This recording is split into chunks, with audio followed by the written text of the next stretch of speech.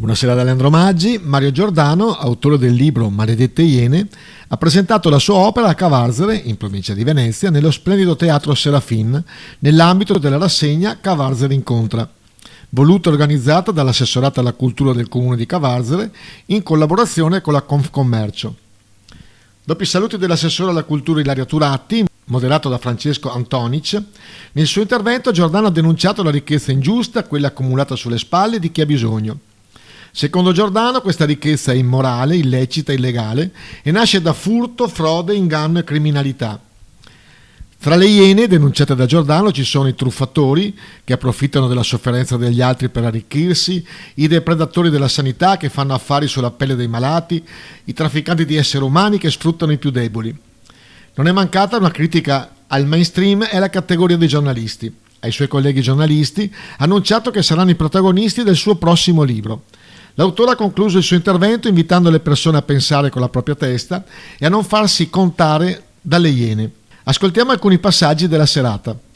E io per esempio sulla sanità sono convinto che ci sia una partita, lasciatemi passare il termine, bastarda, che sia quella deliberatamente di distruggere la sanità pubblica per fare guadagnare interessi privati. Non è un caso se i grandi imprenditori, facciamo nomi e cognomi, gli Elkann, gli ex Fiat, Carlo De Benedetti, stanno investendo in cliniche sanitarie. Gli Agnelli ne comprano una a settimana, De Benedetti ne ha una settantina già.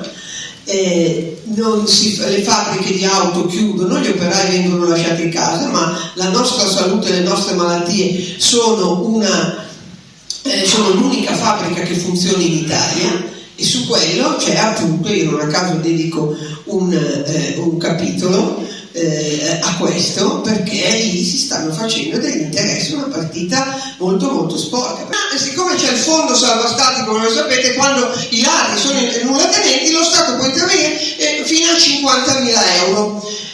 Ora, a parte il fatto che il bandito, cioè il signor Ruggero, per ognuno dei banditi paga 400.000 euro, e allora qualcuno mi deve spiegare perché se un commerciante onesto, una persona onesta, viene ucciso perché viene aggredito in casa sua, la sua vita vale 50.000 euro, se un bandito viene ucciso mentre va a rapinare, la sua vita vale 400.000 euro, cioè il doppio del doppio del doppio del doppio, cioè la vita di una persona per bene vale la metà della metà della metà della metà della vita di un delinquente. Ma la signora Romina non ha avuto neanche quei 50.000 euro, che pure sono una miseria rispetto alla vita di un uomo, perché gli hanno detto: ma sei nullatenente devi andare in Moldavia a dimostrarlo. Lei dice: come faccio ad andare in Moldavia a dimostrarlo? Non c'è i mezzi, non c'è i soldi, quindi lei non ha preso un euro. Quindi se muore il commerciante onesto che non reagisce alla rapina, il bandito non fa un giorno di carcere e non rimborsa una lira.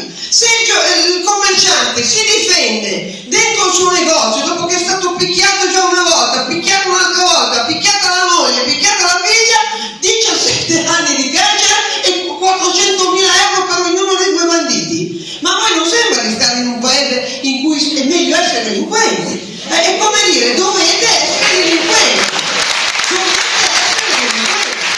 Dio vaccino è intoccabile, siccome il Dio vaccino, come tutti, come un Dio è infallibile, non si poteva neanche dire che c'erano persone che stavano male. Per cui quando noi abbiamo cominciato a portare in televisione unica trasmissione delle persone che stavano male per il Dio vaccino, perché il Dio vaccino dicevamo: guardate che il Dio vaccino ognuno la pensi come vuole, però c'è quella persona lì è stata male, oggettivamente è stata male, lui si è fidato, ha fatto il vaccino, sta male, vogliamo parlarne? No, non si poteva dire.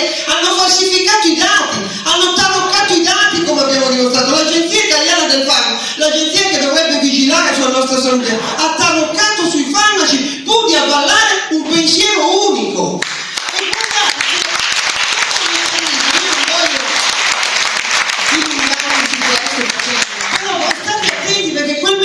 È stata la prova generale di una cosa che vediamo applicata sempre di più. Fateci attenzione, guardate che sulla guerra Russia-Ucraina abbiamo visto lo stesso schema. Lì bisognava dire che il dogma calato dall'alto, la cappa che ti calava dall'alto, era che tu dovevi dire per forza recitare una unica formuletta: i russi cattivi,